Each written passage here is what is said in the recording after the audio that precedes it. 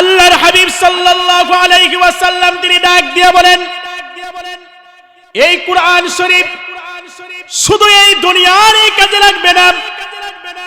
রাসূল তিনি ডাক দিয়ে বলেন, একটা মানুষ যখন মৃত্যুবরণ করে, মৃত্যুবরণ করার পরে তার নিকটবর্তী আত্মীয় স্বজন জানাজা দিয়া যখন দেখা যায় কবরের মাঝে দাফন করে যখন চলে আসে, 40টা কদম যখন আপনার দেখা যায় এই কবর থেকে দূরত্ব দিকে চলে যান, আল্লাহর রাসূল তিনি ডাক দিয়ে বলেন, কবরে রাখার পরে যে সর্বপ্রথম তার কাছে দুইজন ফেরেশতা চলে আসে। কয়জন ফেরেশতা? দুইজন ফেরেশতা তার কবরের মাঝে চলে আসে। একজনের নাম হলো মুনকার, আর একজনের নাম হলো নাকির। দুইজন ফেরেশতা যখন চলে আসে, লোকটা যদি দুনিয়াতে দেখা যায় নামাজওয়ালা হয়, লোকটা যদি যাকাত দেওয়ানেওয়ালা হয়, লোকটা যদি দান করেনেওয়ালা হয়, আল্লাহর রাসূল তিনি ডাক দিয়ে বলেন, লোকটা যদি কুরআন তেলাওয়াত করেনেওয়ালা হয়, মুনকার নাকির ফেরেশতা যখন আসে, তার দুনিয়ার যত কৃতকর্ম আছে সকল কিছুর হিসাব নেওয়ার জন্য যখন আসে, আল্লাহর রাসূল তিনি বলেন, তার নিকটতম আত্মীয় স্বজন যখন এই কবরের মধ্যে রেখে চলে আসে, আর ফেরেশতারা যখন তাকে প্রশ্ন করার জন্য চলে আসে, লোকটা যদি দুনিয়াতে কুরআন তেলাওয়াত করানোওয়ালা হয়, তার মাথার শিয়রে বসে কুরআন শরীফ এই মুনকার নাকিরের প্রশ্নের জবাবগুলো দিতে থাকে। ফেরেশতারা ডাক দিয়ে বলেন, তুমি কে গো? যে ব্যক্তি মৃত্যুবরণ করেছে তার প্রশ্ন, তাকে তোমরা প্রশ্ন করছি, কিন্তু উত্তর তুমি কেন দাও? লোকটা যদি দুনিয়াতে কুরআন শরীফ তেলাওয়াত করে, কুরআনের ছায়ার তলে থাকে, কুরআনের আমল করে, ফেরেশতাদেরকে ডাক দিয়া বলেন, কুরআন শরীফ ফেরেশতাদেরকে ডাক দিয়া বলবেন, ও আল্লাহর ফেরেশতা, আমরা আর কেউ নয়, আমি হলাম কুরআন শরীফ, আমি কুরআন শরীফ। ফেরেশতারা ডাক দিয়ে বলবে, কুরআন শরীফ আমরা তো প্রশ্ন করছি এই লোকটাকে, তাহলে কুরআন তুমি কেন প্রশ্নের জবাব দাও? কুরআন শরীফ ডাক দিয়ে বলবে ফেরেশতাদেরকে, ওগো আল্লাহর ফেরেশতারা, এই ব্যক্তি দুনিয়াতে আমি কুরআনকে তাজিম করেছে, আমি কুরআনকে সম্মান করেছে, আমি কুরআনকে তেলাওয়াত করেছে, এই জন্য দুনিয়াতে সে আমাকে ভুলে নাই, আজকে কবরের জগতেও আমি তাকে ভুলব না। আলহামদুলিল্লাহ আলহামদুলিল্লাহি নাহমাদুহু ওয়া নাস্তাঈনুহু ওয়া নাস্তাগফিরুহু ওয়া নাউযু বিল্লাহি মিন শুরুরি আনফুসিনা ওয়া মিন সাইয়্যাতি আ'মালিনা। من يهده الله فلا مضل له ومن يضلله فلا هادي له ونشهد أن لا إله إلا الله وحده لا شريك له ونشهد أن سيدنا وسندنا وحبيبنا وحبيب قلوبنا ومرشدنا ومولانا محمدا عبده ورسوله. أما بعد فأعوذ بالله من الشيطان الرجيم. بسم الله الرحمن الرحيم ألف لام ميم ذلك الكتاب لا ريب فيه هدى للمتقين وقال رسول الله صلى الله عليه وسلم إن الجنة تشتاق إلى 5 نفر تالي القرآن وحافظ اللسان ومطعم الجيعان ومكس العريان ومن صلى حبيب الرحمن أو كما قال عليه الصلاة والسلام صلى الله وعلى محمد صلى الله وعليه وسلم صلى الله وعلى محمد صلى الله وعليه وسلم موت کو سمجھا ہے غافل اختتام زندگی موت کو سمجھا ہے غافل اختتام زندگی در حقیقت موت تیرے ابتداء زندگی صلی اللہ وعلى محمد صلی اللہ وعليه وسلم صلى الله وعلى محمد صلى الله وعليه وسلم بلغ العلا بكماله كشف الدجى بجماله حسنت جميع خصاله صلوا عليه وآله سلموا يا قوم بل صلوا على صدقنا من مصطفى ما جاء إلا رحمة للعالمين আলহামদুলিল্লাহ আল্লাহ তাআলার বড় মেহেরবান যে আল্লাহ তাআলা আমাদেরকে দয়া করে মায়া করে পৃথিবীর অন্য কোন জায়গা নয় এমন একটা জায়গাতে এনেছেন যে জায়গাটা হলো জান্নাতের বাগান সুবহানাল্লাহ আমরা কোথায় অবস্থান করছি জান্নাতের বাগানের মাঝে এইজন্য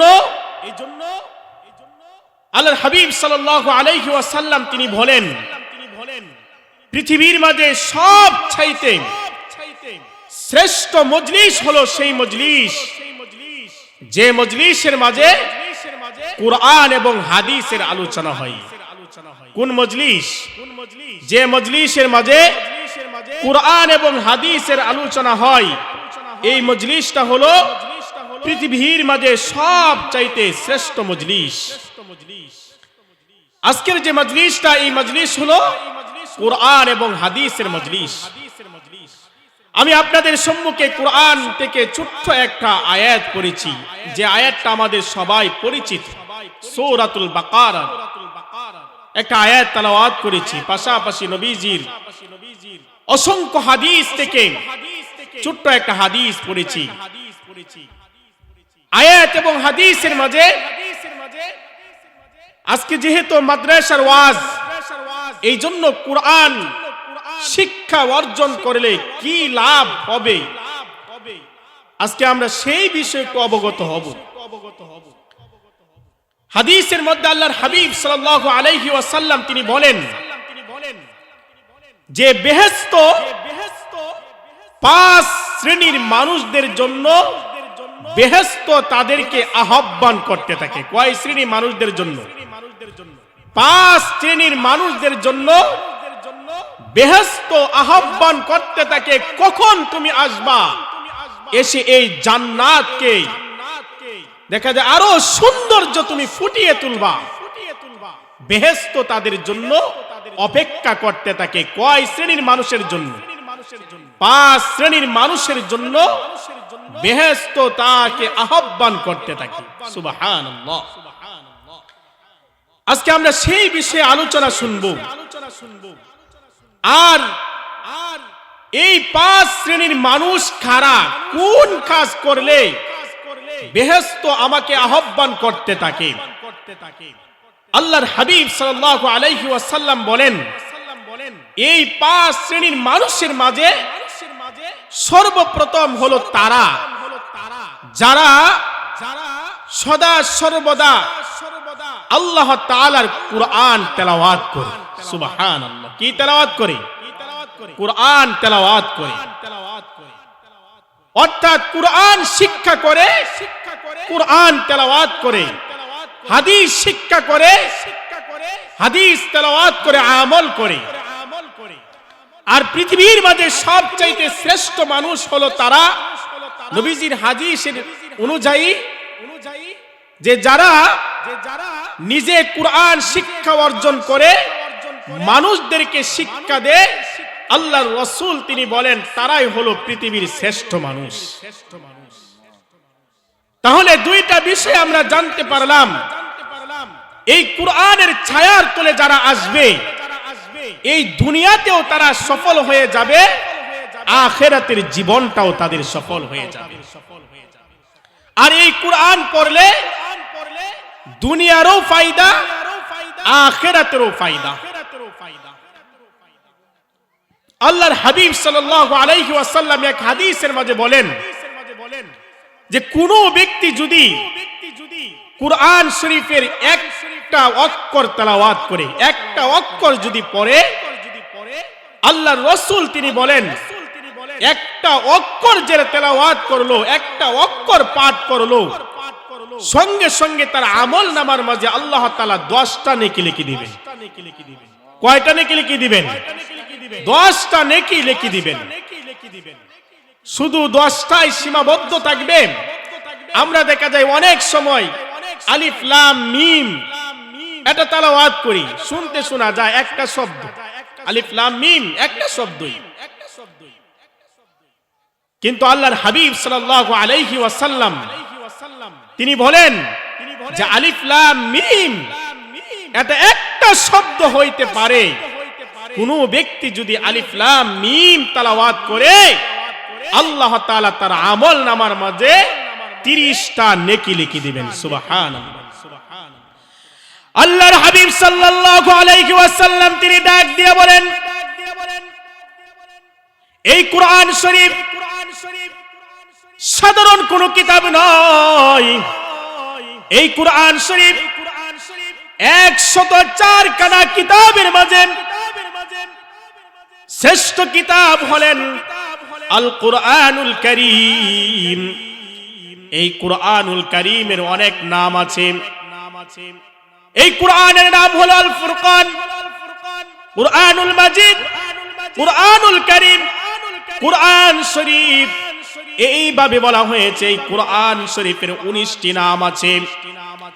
এই কুরআন শরীফ 104 খানা কিতাবের মাঝে আল্লাহ তাআলা শ্রেষ্ঠত্ব দিয়েছেন। এটাই শুধু শেষ নয়, এই কুরআন শরীফ আল্লাহ তাআলার পরে এই পৃথিবীটা আল্লাহ তাআলা যার উসিলা করে আল্লাহ তাআলা এই পৃথিবীটা সৃষ্টি করেছেন, যার উসিলা করে আল্লাহ তাআলা জান্নাত বানাইলেন, যার উসিলা করে আল্লাহ তাআলা জান্নাত বানাইলেন, জাহান্নাম বানাইলেন, যার উসিলা করে এই পৃথিবীর মাঝে দু চক্ষু দিয়ে যা কিছু আমরা দেখি সব কিছু আল্লাহ তাআলা যার উসিলা করে আল্লাহ তাআলা এই পৃথিবীর মাঝে সব কিছু তিনি সৃষ্টি করলেন।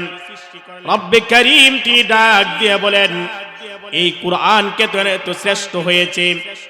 এই কোরআন শ্রেষ্ঠ হওয়ার পিছনে এক নাম্বার যে কারণটা হলো, সকল পয়গম্বরদের পয়গম্বর নবী মুহাম্মদুর রাসূলুল্লাহ সাল্লাল্লাহু আলাইহি ওয়াসাল্লামের উপরে আল্লাহ তাআলা কুরআন শরীফ নাজিল করেছেন। আল্লাহর হাবিব সাল্লাল্লাহু আলাইহি ওয়াসাল্লাম তিনি বলেন, এই কুরআন শরীফ সময়ে সময়ে দেখা যায় আপনার গোটা 23 বছরে এই কুরআন নাজিল হয়েছে। আর এই কুরআন শরীফ একেবারে লাউহে মাহফুজ থেকে সবে কদরের সময় আল্লাহর রাসূলের উপরে পুরা কুরআন শরীফ নাজিল হয়েছে। বাইরা লক্ষ্য করে শুনুন, এই কুরআন শরীফ যদি কোনো ব্যক্তি ধারণ করেন অথবা যদি পাঠ করেন, আল্লাহর রাসূল তিনি হাদিসের মাঝে বলেন, এই কুরআনের অক্ষর যদি কোনো ব্যক্তি একটা অক্ষর তেলাওয়াত করে, একটা অক্ষর পড়ার সঙ্গে সঙ্গে আল্লাহ তাআলা তার আমল নামার মাঝে 10টা নেকি লিখে দিবেন। শুধু তাই নয়, আলিফ লাম মিম, কোন ব্যক্তি যদি আলিফ লাম মিম যদি তেলাওয়াত করে, রব্বে কারীম তিনি ডাক দিয়ে বলেছেন, আলিফ লাম মিম একটি শব্দ হইতে পারে, কিন্তু আলিফ হলো একটি অক্ষর, লাম একটি অক্ষর, মিম আরেকটি অক্ষর। কোন ব্যক্তি যদি আলিফ লাম মিম তেলাওয়াত করে, রাসূল তিনি ডাক দিয়ে বলেন, রব্বে কারীমের পক্ষ থেকে আল্লাহ তাআলা তার আমল নামার মাঝে 30টা নেকি লিখে দিবেন।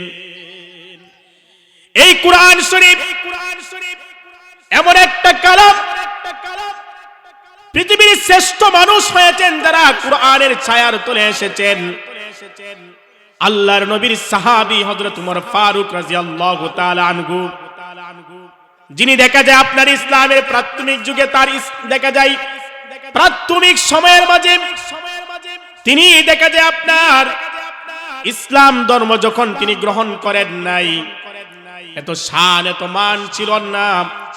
কিন্তু যখন হযরত ওমর ফারুক রাদিয়াল্লাহু তাআলা আনহু যখন তিনি আপনার এই কুরআনের ছায়ার তলে এসেছেন, পৃথিবীর শ্রেষ্ঠ মানুষ হয়ে গিয়েছেন। কিসের বদলতে? এই কুরআন তেলাওয়াতের, কুরআনের ছায়ার তলে আসার কারণে এমন শ্রেষ্ঠ মানুষই তিনি হয়েছেন। বলা হয়েছে আপনার সার্টিফিকেট প্রাপ্ত 10 জন সাহাবী, এর মাঝে একজন হলেন হযরত ওমর ফারুক রাদিয়াল্লাহু তাআলা আনহু। এই কুরআন তেলাওয়াত করলে শুধু দুনিয়ারই ফায়দা নাকি আখিরাতেরও ফায়দা? দুনিয়ারও ফায়দা নাকি কবরের ফায়দা? কবরের ফায়দা। কবরের যুগতেও আজকে কুরআন তাকে ভুলবে না। ফেরেশতারা ডাক দিয়ে বলবেন, হে কুরআন, তুমি যে তাকে ছেড়ে যাবে না, ভুলবে না, কতক্ষণ পর্যন্ত তুমি তার পাশে থাকবা? কুরআন ডাক দিয়ে বলবে, ভাই ফেরেশতা, আমি ততক্ষণ পর্যন্ত এই ব্যক্তির পাশে থাকব যতক্ষণ পর্যন্ত এই ব্যক্তিকে জান্নাতে না দেওয়া হবে, আমি কুরআন তাকে ছেড়ে যাব না। সুবহানাল্লাহ। তাহলে আমরা এই জায়গা থেকে একটা শিক্ষা পেলাম, দুনিয়াতে যদি দেখা যায় আপনার কুরআন শরীফ যদি তেলাওয়াত করি, তাহলে এই কুরআন আমার কবরের সাথী হবে। শুধু কবরের সাথী হবে এটাই শুধু শেষ নয়, এই কুরআন যতক্ষণ পর্যন্ত জান্নাতে নিয়ে না যাবে ততক্ষণ পর্যন্ত এই কুরআন বিদায় হবে না। সুবহানাল্লাহ। তাহলে এই কুরআন আমাদের তেলাওয়াত করার দরকার। তো এই কোরআন শুধু নিজেরাই পড়ব এটাই শুধু নয়, আপনার এই কোরআন শরীফ নিজেরা তো পড়বই, পাশাপাশি সন্তানদেরকেও এই কোরআন শরীফ শিক্ষা দেওয়ার দরকার আছে না নাই? তাহলে এই কোরআন শরীফ শিক্ষা যদি আমরা দিয়া যাই তাহলে আমাদেরও ফায়দা আছে না নাই? ফায়দা আছে, অবশ্যই আছে। তামবিহুল গাফিলিন কিতাবের মাঝে বলা হয়েছে যে একটা লোক ছিল কাজী সাহেব, তার পেশা ছিল কাজীগিরি করা।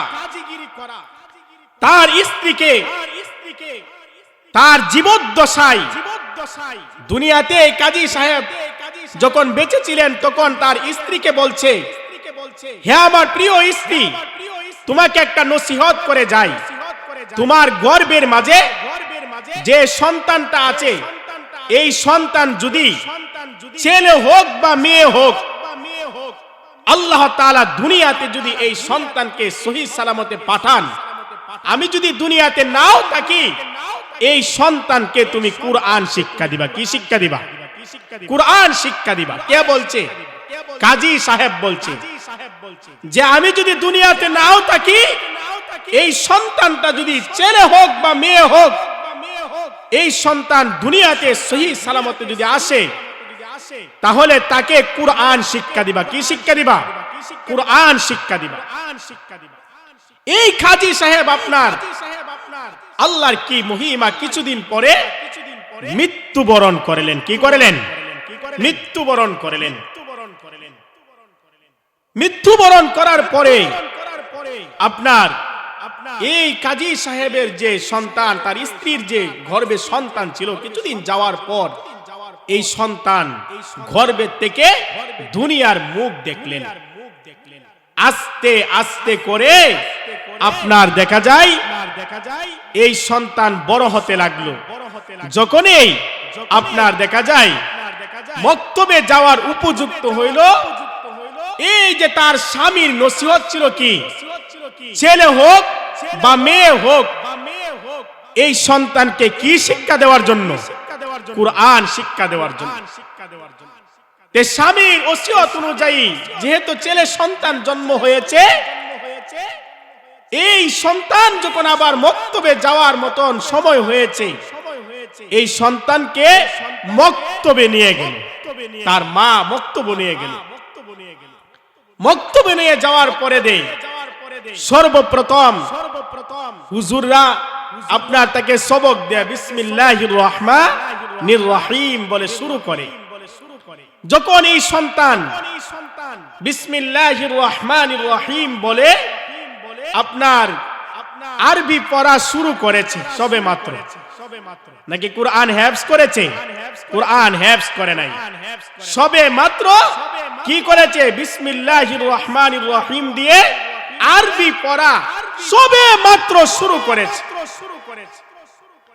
এই যে আপনার কুরআন শরীফ যে আপনার সবে মাত্র শুরু করলো, আসল ওসিয়তটা কার ছিল?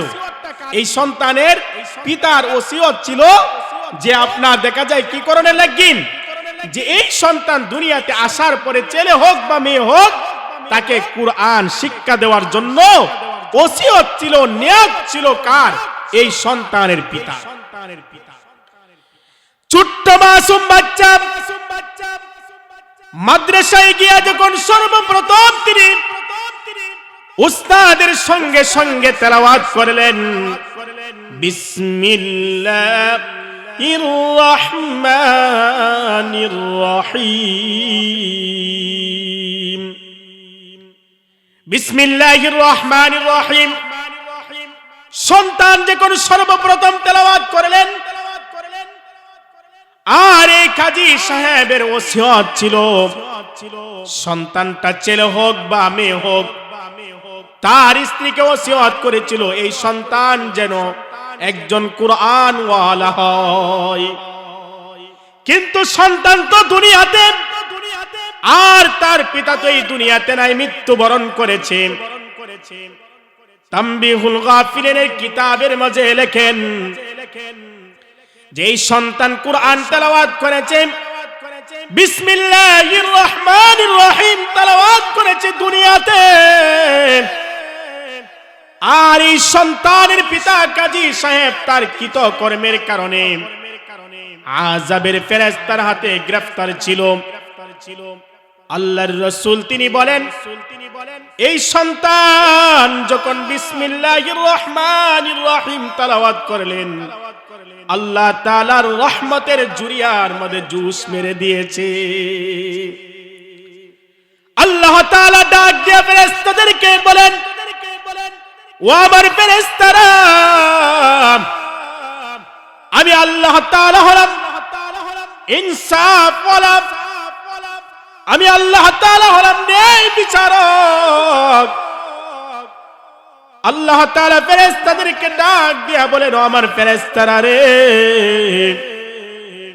এই যে কাজী সাহেব তার কৃতকর্মের ভুলের কারণে আযাবের ফেরেশতার হাতে যে ধরা পড়েছে, কিন্তু তার সন্তান তো দুনিয়াতে অন্য কোন কিতাব নয়, অন্য কোন তেলাওয়াত নয়, মহাগ্রন্থ আল কুরআন পড়ছে, আমি আল্লাহ তাআলার আয়াত পড়ছে, কুরআন তেলাওয়াত করছে, কিন্তু দেখা যায় তার সন্তান দুনিয়াতে কুরআন তেলাওয়াত করবে আর তার পিতা আযাবের ফেরেশতার হাতে ধরা পড়ে থাকবে, কষ্ট করবে। আমি রব্বে কারীম এটা সহ্য করতে পারবো না। ফেরেশতাদেরকে ডাক দিয়ে বললেন, ও আমার ফেরেশতারা, এই কাজী সাহেব দুনিয়াতে তার ভুল ভ্রান্তির কারণে যে আমি আযাব দিয়েছিলাম, রব্বে কারীম সন্তান দুনিয়াতে বিসমিল্লাহির রহমানির রহিম তেলাওয়াতের বদলতে আমি আল্লাহ তাআলা তার সারা জীবনের গুনাহগুলো আমি ক্ষমা করে দিলাম। আল্লাহ তাআলা ফেরেশতাদেরকে ডাক দিয়ে বললেন, ও আমার ফেরেশতারা, এই ব্যক্তি তো শান্তি আযাবের ফেরেশতারাতে গ্রেফতার ছিল, আমার ফেরেশতারা রে, আমি যেহেতু মাফ করে দিয়েছি, এই কুরআন তেলাওয়াত করনেওয়ালার পিতাকে চিরতরের জন্য জান্নাতে দাখিল করে দাও। সুবহানাল্লাহ। তাহলে সন্তানাদিও যদি আপনার দেখা যায় কুরআন তেলাওয়াত করে, আর এই কুরআন তেলাওয়াতের বদলতে আল্লাহ তাআলা পিতা মাতাকেও জাহান্নাম থেকে মুক্তি দিয়ে জান্নাত দিয়ে দিবেন। সুবহানাল্লাহ। ছেলে হোক বা মেয়ে হোক, আমরা সবাই রাজি আছি তো ইনশাআল্লাহ? এই সন্তানদেরকে আমরা কি করব? এই কুরআন শিক্ষা দেওয়ার জন্য মাদ্রাসাতে পাঠাবো। এই কুরআন এমন কুরআন, আল্লাহ তাআলা তিনি বলেন, যালিকাল কিতাবু লা রাইবা ফীহি হুদাল লিল মুত্তাকিন। এই কুরআন যদি কোনো ব্যক্তি যদি আপনার তেলাওয়াত করে, আল্লাহ তাআলা তাকে হেদায়েত দিয়ে মুত্তাকিনদের খাতার মাঝে তার নামটা লিখে দিবেন। সুবহানাল্লাহ। তাহলে বলতেছিলাম যে 5 শ্রেণীর মানুষের জন্য জান্নাত তার জন্য অপেক্ষমান হয়ে থাকে। এর প্রথম নাম্বার কারা? যারা কুরআন তেলাওয়াত করে। যারা কি করে? কুরআন তেলাওয়াত করে। 2 নাম্বার হলো ওরা যাদের জিহ্বাগুলো হেফাজত রাখে। কি রাখে? জিহ্বাগুলো হেফাজত রাখে। এই জিহ্বা দিয়ে আমরা কত না কিছু করি।